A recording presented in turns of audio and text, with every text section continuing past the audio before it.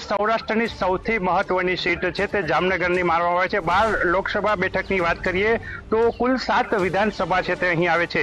76 કાલાવડ, આ ઉપરાંત જામનગર ગ્રામ્ય, જામનગર ઉત્તર, જામનગર દક્ષિણ અને જામજોધપુર, ખંભાળિયા અને દ્વારકા, દેવભૂમિ દ્વારકા જિલ્લો પણ જામનગર વિધાનસભામાં આવે છે। તે હાલારના મતદારો છે એને ઈવીએમમાં શું ચલાવ્યું છે અને કેને જનાદેશ આપ્યો છે તે જાણવા માટે સૌ કોઈ આતુર છે।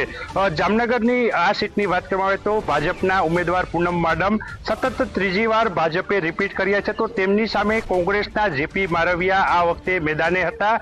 ત્યારે જોવાનું રહેશે કે આજે મેદાન કોણ માને છે। જામનગરના જે લોકસભાના જે મતદારો છે આ મતદારોએ કોને જનાદેશ આપ્યો છે। જે પ્રકારે વાત કરવામાં આવે 57.67% જેટલું મતદાન છે તે જામનગર લોકસભા બેઠક ઉપર યોજાયું હતું અને 10,48,291 મતદારોએ પોતાના મતગણતરી તૈયારી થઈ ચૂકી છે।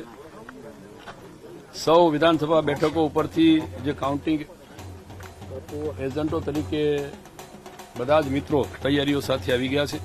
હું પણ અમારા જસદણ વિધાનસભા મતક્ષેત્રના જે મતગણતરીના એજન્ટો છે એમને બધાને લઈને અહીંયા જ્યાં મતગણતરી છે એવા એન્જિનિયરિંગ કોલેજ ઉપર અમે આવી ગયા છીએ।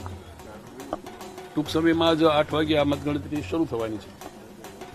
રાજકોટ લોકસભા બેઠક ઉપરથી ભારતીય જનતા પક્ષના ઉમેદવાર તરીકે પરસોત્તમભાઈ રૂપાલા ચૂંટણી લડી રહ્યા છે। આ લોકસભા બેઠક અમે ખૂબ સારી બહુમતીથી જીતવાના છીએ।